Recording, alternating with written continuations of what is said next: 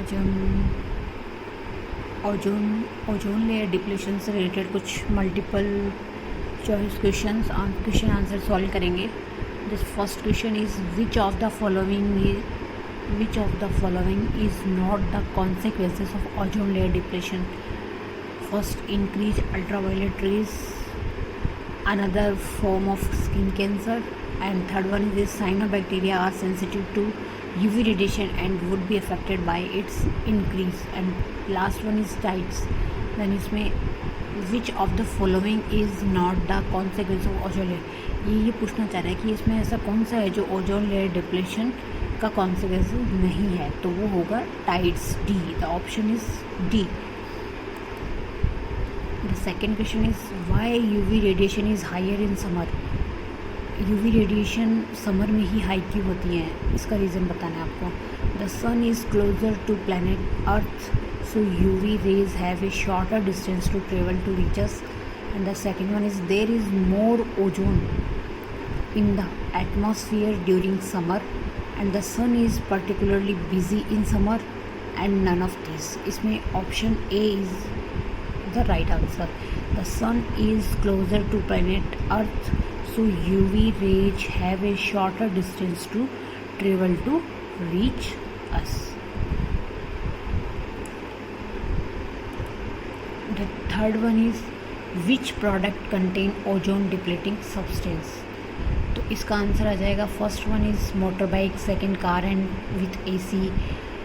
तो इसमें जो first spray, oven, refrigerator, pesticides, fire extinguisher, इसमें से विच प्रोडक्ट्स कंटेन ओजोन डिप्लेशन। इनमें से ऐसे कौन कौन से प्रोडक्ट हैं जो ओजोन डिप्लेशन वाले जो मतलब ओजोन डिप्लेशन के लिए जो सब्सटेंस रिस्पॉन्सिबल है वो कैरी करते हैं या कंटेन करते हैं। तो इसमें से second option car with AC and oven and refrigerator, pesticide and fire extinguisher, मतलब 2 4 5 6 7 का अगर कोई कॉम्बिनेशन है क्या। फर्स्ट वन में 1 2 3 नहीं है, सेकंड में 2 3 4 भी नहीं है, सी 2 4 5 6 7। तो इसका आंसर हो जाएगा सी।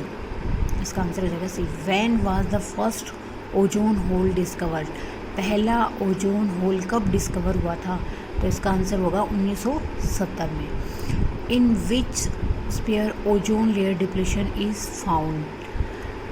एटमॉस्फेयर के जो अलग अलग लेयर्स होती है, स्पेयर होती है, उसमें से कौन से स्पेयर जो है उसमें ओजोन लेयर का जो डिप्लेशन है वो देखा जाता है या पाया जाता है, वो है स्ट्रेटोस्फेयर। कौन सी लेयर होती है एटमॉस्फेयर की, स्ट्रेटोस्फेयर। स्ट्रेटोस्फेयर में नेक्स्ट क्वेश्चन देखिए, the depletion in the ozone layer is caused by. Ozone layer में जो डिप्लेशन है वो किसकी वजह से होता है। Carbon dioxide, nitrous oxide, methane, chlorofluorocarbon. The answer is chlorofluorocarbon. Seventh one देखिए, which of the following is a prime health risk associate with greater UV radiation through the atmosphere due to depletion of ozone layer. ये पूछना चाह रहा है कि निम्नलिखित में से which of the following is a prime health risk associate with greater UV radiation through the atmosphere due to depletion of ozone layer। तो इसका आंसर हो जाएगा damage to digestive system, increase liver cancer, increase skin cancer and neurological disorder. इसमें हो जाएगा increase UV जो radiation होती है उससे क्या होता है, इंक्रीज स्किन कैंसर हो जाएगा। The answer is C. Last next question देखिए, Montreal protocol is related to था, किससे रिलेटेड होता है, ग्लोबल वार्मिंग से, ओजोन लेयर डिप्लेशन से, सस्टेनेबल डेवलपमेंट से, या फूड सिक्योरिटी से। The answer is ozone layer depletion. And ozone depleting substance mainly used in. अब ये नेक्स्ट क्वेश्चन देखिए कि ओजोन डिप्लेटिंग सब्सटेंस मेनली कहाँ यूज़ होते हैं। And ozone depleting substance mainly used in burning fossil fuels, chimney, all human activities, and fourth one is cooling and refrigeration applications and in the manufacture of foam products। ये पूछना चाह रहा है कि ozone depleting substance mainly कहाँ use होता है। For burning fossil fuels में नहीं, चिमनी में नहीं, ऑल ह्यूमन एक्टिविटीज़ में नहीं। तो the reason is cooling and refrigeration applications and in the manufacture of foam products. And the next question, तो answer will be D only fourth वाला। Next question देखिए, CFC chlorofluorocarbon are green house gas that have caused a rise of 3 degrees centigrade in the global temperature in the past century. Name the CFC that is used in refrigerators. ये पूछना चाह रहा है कि जो chlorofluorocarbon है, chlorofluorocarbon are generate मतलब green house gas, जो ग्रीन हाउस गैस है that have caused A rise of 3 degree centigrade in the global temperature in the past. Name of the chlorofluorocarbon used in the refrigerator में जो कौन सा chlorofluorocarbon है जो use होता है? कार्बन डाइऑक्साइड, मैथेन, अमोनिया और Freon. The answer will B Freon. कौन सा आंसर होगा? फ्रियोन। अब नेक्स्ट हम एक दो क्वेश्चन ऑप्टिकल फाइबर के बारे में डिस्कस करना चाहेंगे। ऑप्टिकल फाइबर प्रकाशीय तंतु जो हम ऑलरेडी पढ़ चुके हैं, डिस्कस कर चुके हैं, जो क्या होते हैं?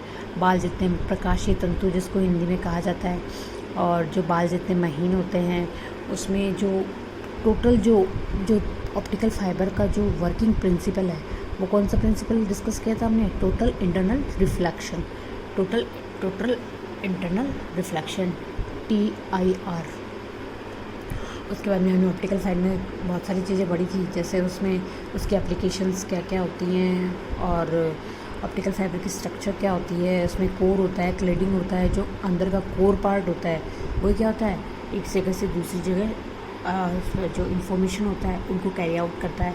क्लेडिंग उसको प्रोटेक्ट करता है ताकि जो कोर में जो वेव्स जो हैं वो एक जगह से दूसरी जगह जा रही हैं, एक कॉर्नर से एक एंड से दूसरे एंड तक जा रही है, वो इधर उधर बाहर नहीं निकले। उसको कौन प्रोटेक्ट करता है? क्लेडिंग प्रोटेक्ट करती है। क्लेडिंग के बाहर भी प्रोटेक्शन लेयर होती है। इस तरीके से हमने ऑप्टिकल फाइबर को पढ़ा था। अब जैसे हम एक आधा क्वेश्चन देखते हैं किस पे? ऑप्टिकल फाइबर पे। Then question is what is the principle of optical fiber optical communication? What is the principle of fiber optical communication या optical fiber communication? The options is frequency modulation, population inversion, total internal reflection and Doppler effect. The answer will be C, the total internal reflection. In optical fibers, the light entering the fiber does not encounter any new surface, but repeatedly they hit the same surface. The reason for confining the light beam inside the fiber is the total internal reflection.